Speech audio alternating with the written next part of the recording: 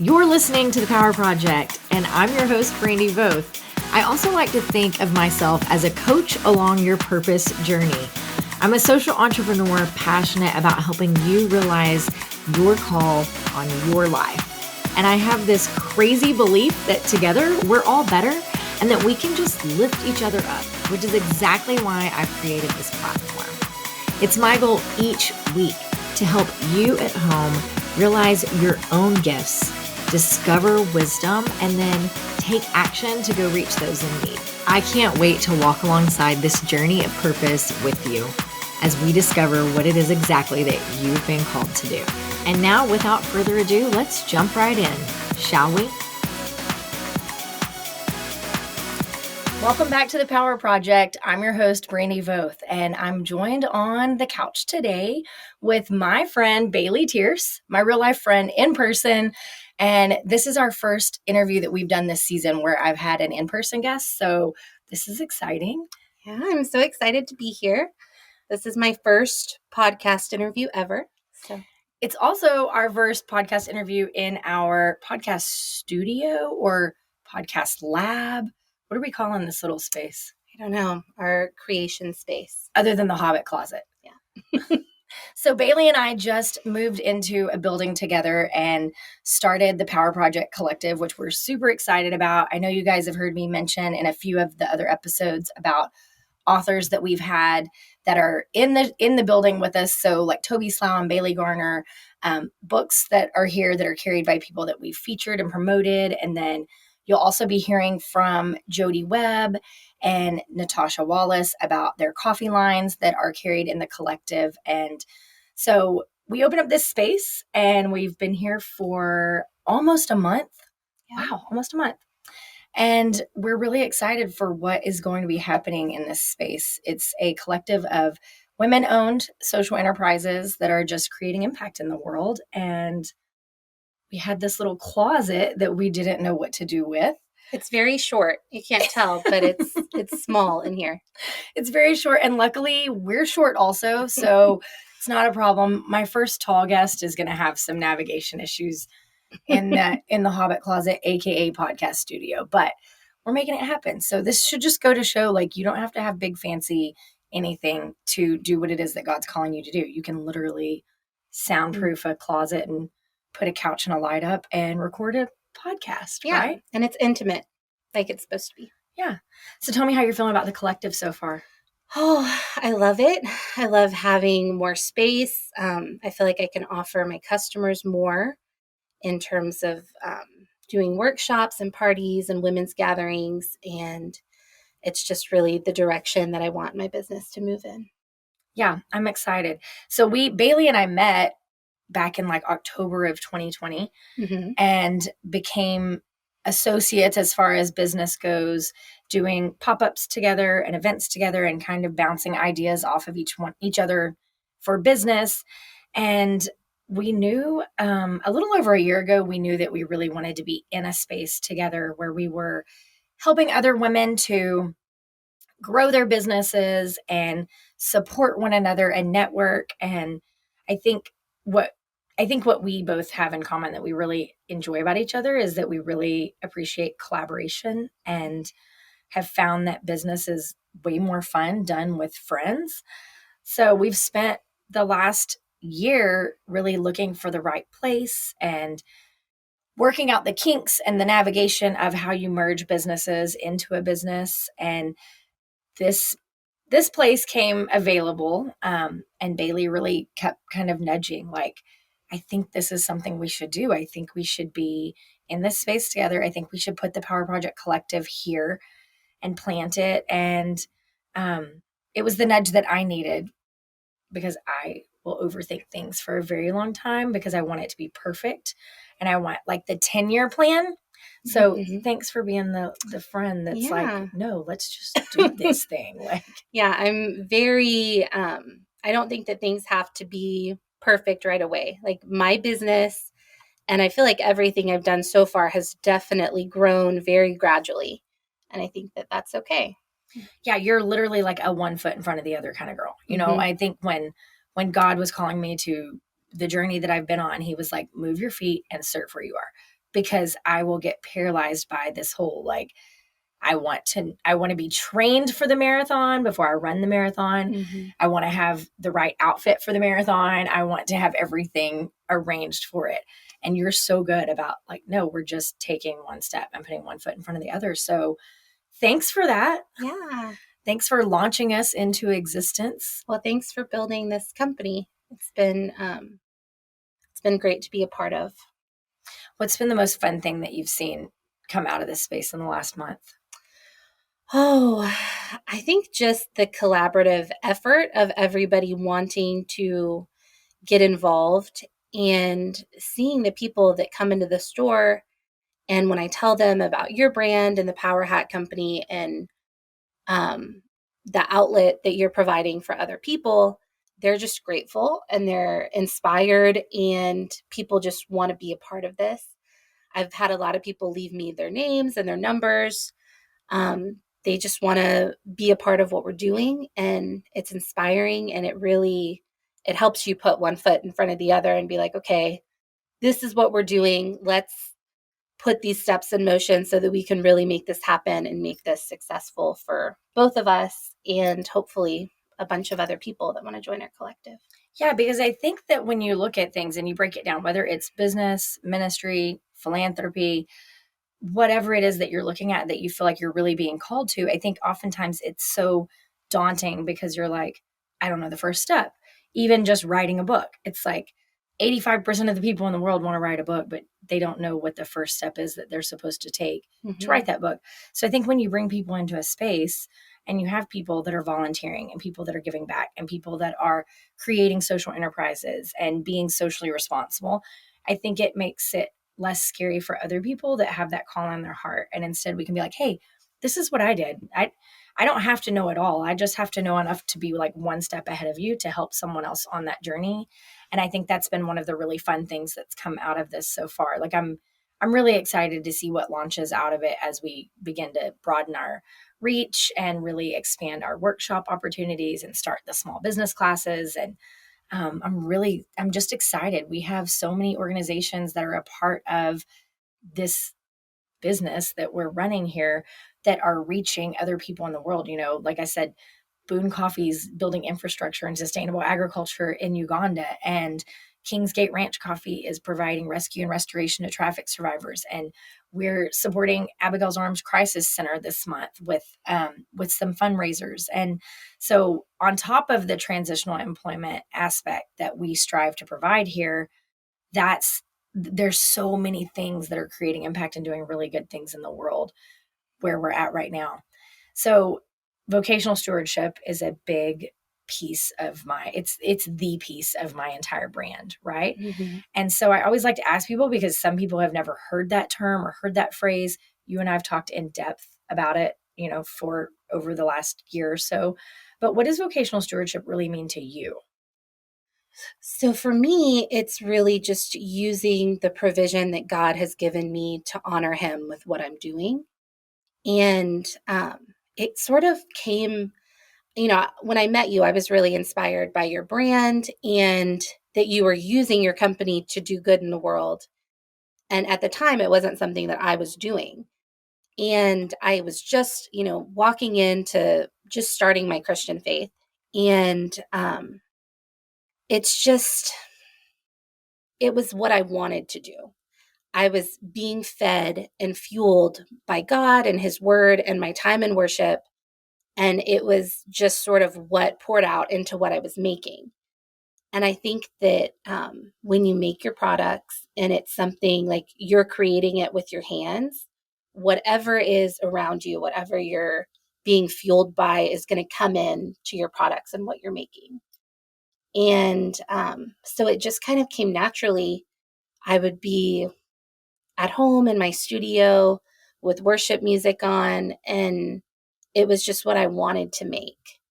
So for me, that looked like getting rid of all of the products that I was currently selling that were bestsellers, that were doing really well online, and just finding new things to make, new designs that I felt like honored God and honored my purpose here.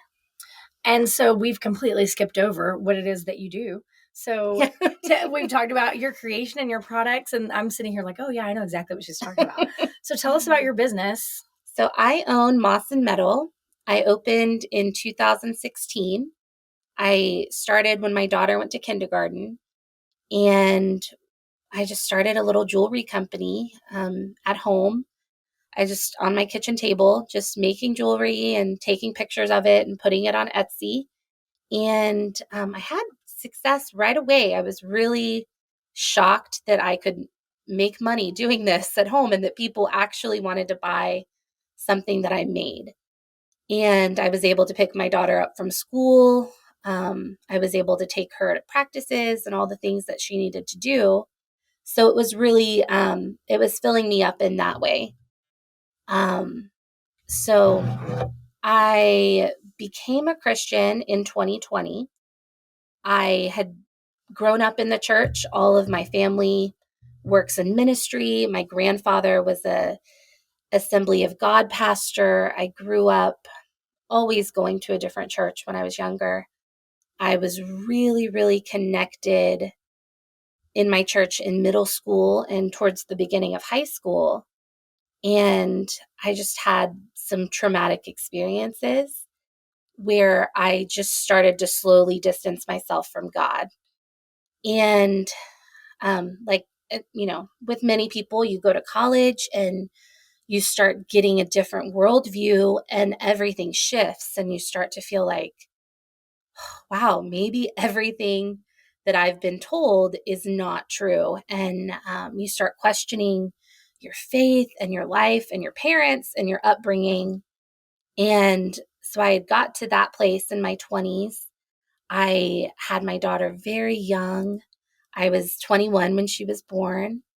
And it was just, I had a lot of struggle.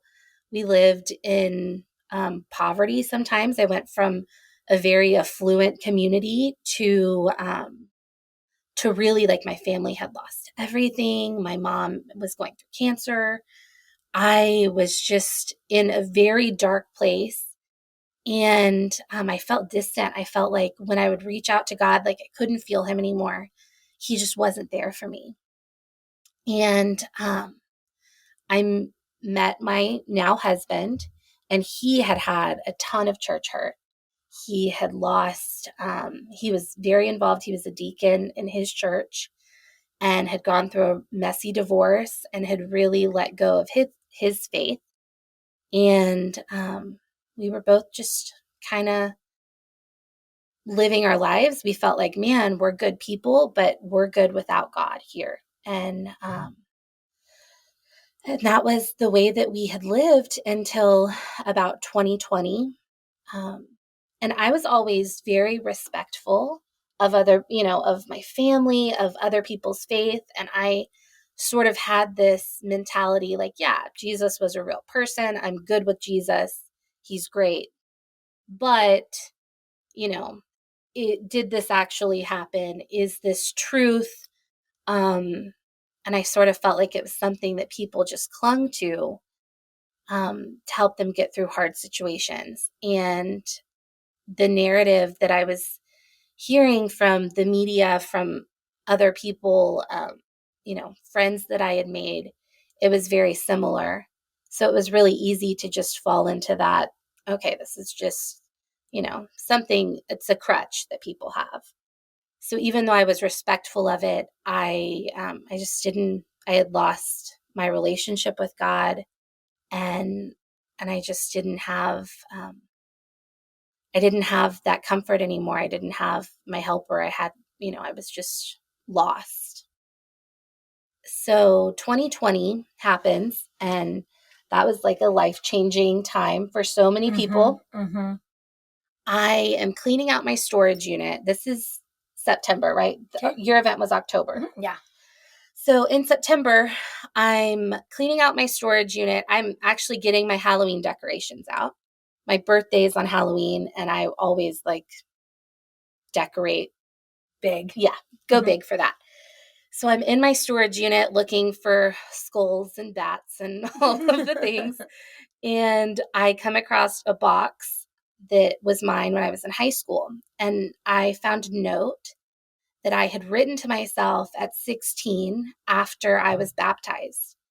And it was a beautiful trip. We went to Destin, and I was baptized there by Toby Slough, and in the ocean. And it was the time before everything hit the fan. And I had written this note to myself talking about the woman that I hoped I would be and the relationship that I hoped I would have with God. And I was really like angry reading this letter, thinking like, oh man, you're 16, you know nothing. I'm sitting here thinking, I'm like tearing up. I'm like, oh, this is so beautiful. You're like, I was so angry. I threw the note away, and now it just breaks my heart that I threw this note away. But I just felt like, man, you have no idea what was coming. I'm so glad that you felt this way when you were naive and you were 16, like, awesome. So, but it just started to like chip away at my heart, like reading those words that I had written. And around the same time, a friend who runs a Bible group in Denton was posting about how majority of Christians, they embrace their faith, they're taught their faith before they're actually reading their Bible. And and so I was like, yeah, that's true. And, you know, I'm not going to be someone that says like, no, this isn't true, because I never looked into it. You know, I never actually read my Bible. I was taught these stories, and I, of course, like learned verses and learned the stories, but I had never read it for myself. And so I was just kind of curious. And I kind of had like the feeling like, okay, I'm going to read this so I have an argument against Christians, like when they come to me and use Bible verses as a way to push their agenda in a way where you can just say, well, this is what the Bible says, so this is that. So that was kind of like my initial, like, I'm going to start reading this. So I started reading, and I also used different resources so that I could kind of figure out the context of when this was happening, what was happening at the time, and just put everything into perspective so that I could understand it on like a base level. And I guess believing comes from hearing, and I was reading, and just something about what I was reading, it just started to change my heart in a way that I like wasn't expecting and didn't understand at the time.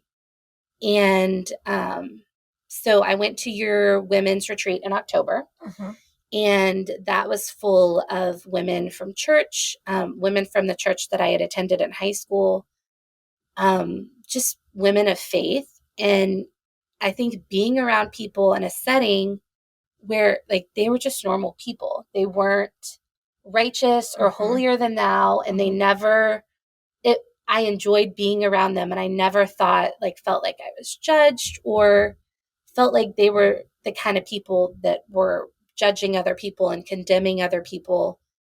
And so I thought like, okay, if these people can be normal and still have a relationship with God and believe, like, you know, my heart was just slowly softening at that point. And I just felt like God was talking to me. He was like, I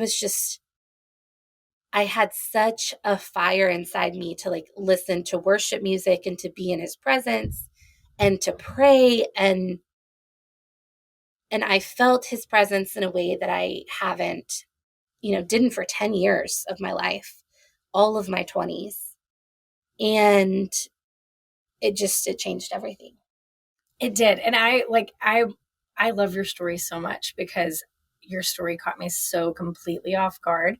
Because when I met Bailee, I was hosting a glamping retreat in October of 2020. And it was one of those things where we were all locked down and nobody was getting out. No one was in community. We had gone from, I had spent the last 2-3 years of my life at women's conferences and speaking at events and immersed in like-minded communities of women. And so I knew that I personally was missing all of those opportunities to be around other people that could encourage and inspire and motivate. And other friends were reaching out saying, we got to do something. What can we do? And I decided, okay, so I have 28 acres at the lake. I can just invite people to my house and we'll hang out and we'll have, meetings and we'll have workshops and we'll have all these things.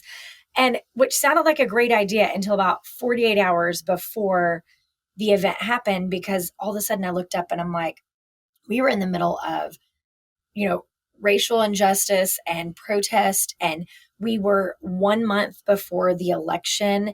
We were in the middle of like family feuds over mask, no mask, vaccine, no vaccine. We were so divided and polarized, which I know we still are, but I don't know that I've ever experienced it like I did in the height of 2020. Tension. Yeah, the tension. And which, we're created as Christians to live in a place of tension, but it's how we show up for those around us and bring glory to him that I think determines how we're truly, walking out our call on life. And so about 2 days before, I looked up and I thought, this is the worst idea I've ever had. Like, I kind of had a panic, and I went to my husband and I said, who does this? Who invites 40 strangers from all over the U.S. to their house? And we have Democrats and Republicans, and we have vaxxers and no vaxxers, and we have Black Lives Matter, and we have Police Lives Matter. Like, we have Christian, we have unchurched. We had a whole medley, like a melting pot of people. And I was like, this is a horrible, terrible idea. It wasn't. It was a beautiful idea. And like Bailee said, people were able to exist in this space very comfortably, very openly, really without any qualms. I mean, we were able to pray and have devotion and have open, honest conversations. And it didn't matter that we didn't align on everything. Like what God did in that space was really beautiful. But I think the most shocking thing that God did, I didn't know for 6 months. Bailee and I became really good friends. She reached out when Bailee came to the retreat. She saw this retreat and she was a jewelry maker that lived across the lake from me. So she sent me an email. I would really like to be involved at your pop-up, at your retreat. I see you're having pop-ups. I'm like, perfect. And who knew that I had a jewelry maker right across the lake? This is great. So Bailee shows up and she has like every appearance of a church lady to me. Like, I mean, she drove a minivan. Like, who doesn't love Jesus if they drive a minivan, right? Like, she drove a minivan. She and her husband showed up. She had a very small baby, and she was, her family was there setting her booth up together. She was just very like wholesome to me, is what I got from you. And so I spoke with Bailee like I do everyone, and that's, I just speak to people like it's okay that I love Jesus and I'm a believer and I don't think anything of it. Like, you don't have to be. This is who I am. I'm a Jesus girl, right?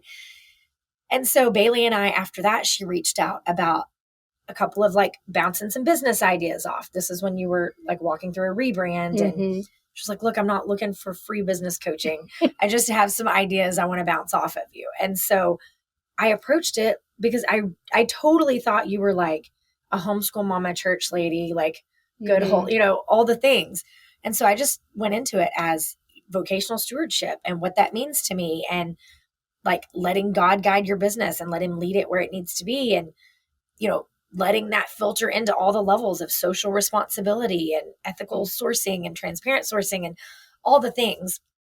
So Bailee and I became friends through this. Like I said, we started doing pop-ups together, and our relationship grew and we became closer. And then it wasn't for like 6 months later that or 8 months later, I think, and we're sitting around the fire pit at my waterfront. And Bailey's like, so I was far from God. And then he called me back, and I'm like, yeah, I know you've told me that, but what timeline did this look like? She's like, oh, it was around the time of your retreat. I'm like, wait, what? Yeah. I just I will never forget being like, are you kidding me? And you were like, no, Brandi, like we were totally like, we weren't even a little bit upset with the church. Like we wanted nothing to do with any of the cute concept of the God in the sky. And that like, it blew my mind, like rocked my world. I didn't expect it. But after it was, after we discussed this, and we started having the conversation even more in depth, I just thought, that just goes to show like God's going to reach people wherever he wants to reach them, when he wants to reach them. Yes, we have the willingness and the free will to respond to his call to us. But I think that if it was literally at a retreat in the middle of, the country where we've got karaoke for our, pastime, like if that's where he's going to reach down and reach you, like he can reach you anywhere. And I think we've carried that theme pretty well into this space and where we're at, and knowing that our mission is to really be support and love and light to the unchurched, to where that when someone like yourself, how did you explain it? Like the vibration on your spine? Yeah. So my husband and I we were searching spiritually. We knew there was like a gaping hole inside both of us, and we were searching for peace. And so we did that a lot of different ways. We were a big part of a maker community where we would go to shows every Saturday. And a lot of the people that I was connected with through that, they had a very new age approach to how to find peace within yourself and using, your own power to create your reality. And my husband, what he developed software. And at the time, he was working for this love and light company that they were, don't want to say they were a cult, but they were very, they had these rituals that they would do. And these were things that we participated in. And I was really interested in witchcraft. I was really interested in like the dark side of things. And I think I had always, like, even from the time I was little, being born on Halloween and having this sort of like darkness about me that I didn't understand, I always felt like connected to that. And so we had just gotten involved in a lot of things that weren't of God. And I think that it's really easy to do, and it's really prevalent in today's society, where we take good things and good things that God gives us, and we kind of flip it around to fit a narrative that doesn't belong to God. And so I was just lost. I was searching for something to make me feel whole and complete and loved. And I never found it there. I searched for a really long time, and I felt God, like I would just feel God's presence and feel like I was just on fire. I mean, I was listening to probably 5 different sermons every Sunday, like trying to catch up on all of the theology that I had missed or dismissed for so long. And I felt a lot. We studied this Kundalini practice where the energy goes up your spine, and you just feel it. You feel alive. It's like an incredible experience. And I was having that. And regardless of circumstances, like, my body wasn't in great shape. I wasn't like feeling super healthy or anything, but I was feeling this powerful energy. And I knew, like, it was God. It was the God that I felt when I was 16. And it's the same God. Like, I feel this, and I haven't felt this in so long. And I just have this desire to know him more. And that's really been my journey over the past year, just getting to know God. And I mean, that's been a twist and turn journey in itself. Especially, I think I always thought it was atheist, agnostic people against Christian people. But as I dove into my faith, I realized how divided the Christian faith can be.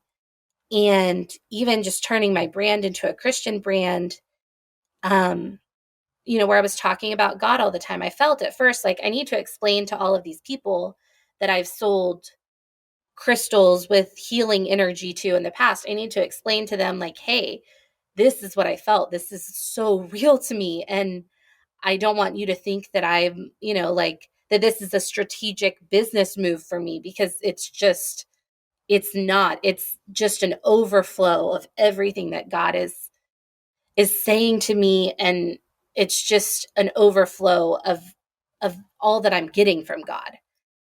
And yeah, so I was explaining that to my followers or to people that were already customers, and I was really surprised on like the negative feedback I would get from other Christians, and the amount of, where I was feeling judged and feeling like, okay, I don't know enough. I don't have like this deep biblical background where I can just spout out verses and explain the history. So while I was working towards learning, and I'm still just every day like working towards understanding God more and understanding my Bible more, I felt self-conscious, and I felt like, man, I it's hard to be in this space where we all believe in Jesus. We all are Christians. We're supposed to love each other and not get easily offended. We're supposed to be in community, but we're divided in so many ways.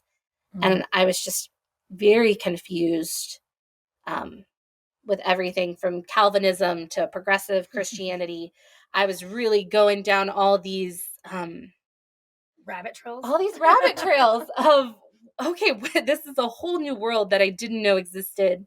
And I just thought I was coming into a family of believers. And I've had to really navigate that of, that people think differently and they have different views, and we all exist together. And as long as we're honoring God and we're loving Jesus and we're loving people and we're not being a jerk. Yeah. We're on the right path. Yeah. Well, I think that personally, I mean, I think that I can talk about God and Jesus and the Holy Spirit more easily with some agnostics and atheists than I can some Christians. Mm-hmm. And I think that where things get convoluted is that we hold people to a really high standard and forget that we're human and fallible, just like all the other people that we're interacting with. Mm-hmm. I had a conversation with someone recently that said, I'm in a weird place with my faith. And as we started talking deeper, it was because of the way that Christians act. I'm very, over here where I've kind of thrown my faith over by the wayside, and I'm not certain if I want anything to do with it right now. And as we talked in depth more, it was that, look, you're not in a weird place with your faith. Like, you still believe in God the Father. You still believe that Jesus died for our sins and rose again. You still believe in the Great Commission. You still believe in all of these things. You're just really annoyed with people right now. Mm-hmm. And people are going to disappoint us daily, just like the ones that you've experienced, that I've witnessed, that are the well-meaning a-holes, in all honesty. Like the people that want to be like, oh, well, sweetie, mm-hmm. you're new to faith, so let me tell you what you're doing wrong in your business. Yeah. And I don't, as long as we are showing up and we are using our gifts that he's given us and we're doing our best to steward them well, and we're in relationship daily with the Holy Spirit and Jesus, mm-hmm. to let God guide our business, and we're offering goodness that brings glory to him, you're not going to do that wrong. Right. Mm-hmm. I love that. I had a friend years ago tell me when we started the podcast, and I was super concerned about misspeaking, because I, like you, have seen people in the church and in the faith community misspeak and have it hurt someone, have it damage someone's walk with God, have it, create rifts in relationships. And I was so paranoid about that happening. And she said, look, you're not able to screw up anything that God has planned, mm-hmm. because God's plans are perfect. And he doesn't need us to do his work. Like Elizabeth Jordan said last week on my podcast, like he calls us to it. He invites us to it, but he doesn't actually need us. Mm-hmm. It's his work. He's doing it. And so I think that that's a good thing that we remember as we move with this vocational stewardship aspect. And I think that I've loved watching your journey. I've wanted to have you on the podcast literally ever since you said, like, I just felt like vibrations on my spine, and it's the only way I could explain it. It was God calling me back. And I was like, this is one of the most beautiful testimonies. And it's not often that people have such radical testimonies, you know? And I think that it also comes from probably you being in a place of seeking and wanting more and being in that willingness to receive what the universe had to offer to you at that moment. So thank you for that. And thank you for really, I don't want to say pushing, because you're the opposite of pushy, nudging, encouraging, supporting me to join you in this mission and create this space for people to build community and be maybe reintroduced to the Holy Spirit and God the Father and Jesus, or to meet them for the first time in a place that they didn't expect it. Maybe they came in for a bracelet and they left with a vibration on their spine that they can't explain. How do you think that, because we've talked about how it really affected your business as you transitioned into this space, but how do you think that it has, what's it been like for your family, for your husband and your kids to have gone, I mean, you went from extremes, and what's that been like for you? It's been great and rewarding, and I feel like I've been able to see the fruit of that. But it's also been really challenging to have to go back in. I have a daughter that's 12 and a son that's 3.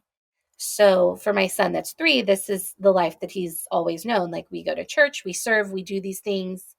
That's his life. For my daughter that's 12, it's been a different adjustment. And I've had to go back more times than I can count and say, hey, I told you this and I was wrong. And this is how I felt. I've just had to be completely open-handed with it and just lay all my cards on the table. This is who I am. This is what I thought. And I was wrong. And now I know my identity in Christ. And I want you to know yours as well.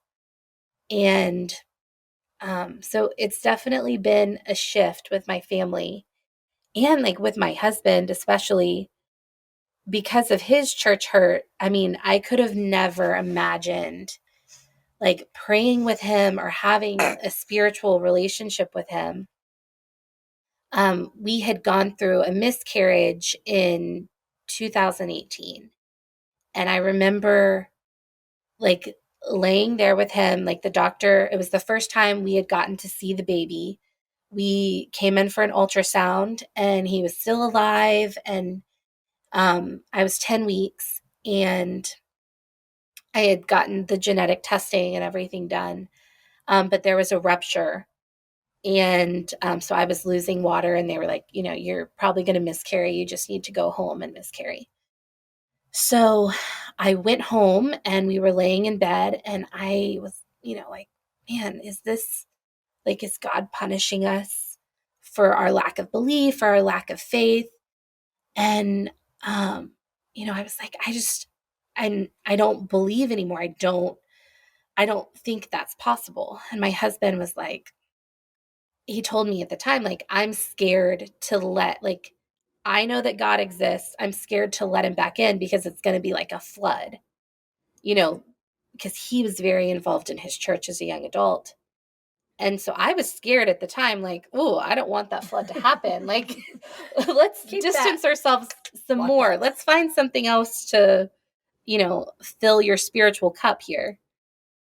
But now it's been just a huge transformation for our marriage and the way that we speak to each other and the way that we interact and the way that we interact with other people, just in terms of getting involved at our church and him being involved in men's groups where you have friends and it doesn't, you know, it doesn't revolve around a bar or drinking or having this kind of male camaraderie, existing in like a really healthy place that's God honoring and knowing that he's surrounded by men that are going to want what's best for our marriage and they're going to inspire him.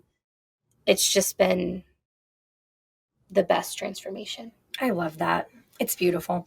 What would you say to someone today that is either far from their faith and feeling called back, or wanting nothing to do with it, or looking to open up the conversation? What's something you would just like to leave people with today? Just to lean into it, to not be afraid to ask hard questions. And that there's so many biblical scholars out there. There are so many people that can help guide you, and lean into your church if you have one. If not, get involved in a church. Being around other people that believe is vital to your relationship with God. It's vital to keeping the church alive, to your community. And just don't be afraid to ask hard questions. I love that. Tell people where they can find you at. You can find me on Instagram at moss.and.metal, or Facebook, the same handle, and on my website at mossandmetal.com. What about TikTok? Are we on TikTok? I just started a TikTok. I was very anti-TikTok at first, but I'm coming around to there's a good side of TikTok if you like the right things, you follow the right things. So I've made 5 videos. I think I have 9 followers. So if you could follow me on TikTok, I would appreciate it. And that's Moss and Metal. Mm-hmm. Moss dot. Is there a dot? There's no dot. It's just Moss and Metal. We'll link it all in the show notes. And thanks for being here today. Yeah, thank you. And you can follow us at the Power Project Collective on Instagram. So I can't wait to chat with you guys next week. Thanks for coming, Bailee. Yeah, thank you. Friends, I hope that you enjoyed this episode today. I hope that you were able to gain wisdom from what we discussed on this show today. And I hope that you're inspired to take action, to go out and step into the call that's on your life and reach those that need whatever it is that you have to offer. Each week, I love coming to you in this format, and I do it so that we can all lift each other up. All I ask in exchange is that you hop over to whatever platform you listen to this podcast on and write a review for us. Give us a rating. We'll take 5 stars if you don't mind. And then share us with all of your friends, because we believe that the more people that we have leaning into their purpose, the more action we can take to reach those in need. Hey, can we also be friends on the gram? Head over there, give us a follow. I'm Brandi Voth. This podcast is _Power Project. As always, I can't wait to chat with you next week.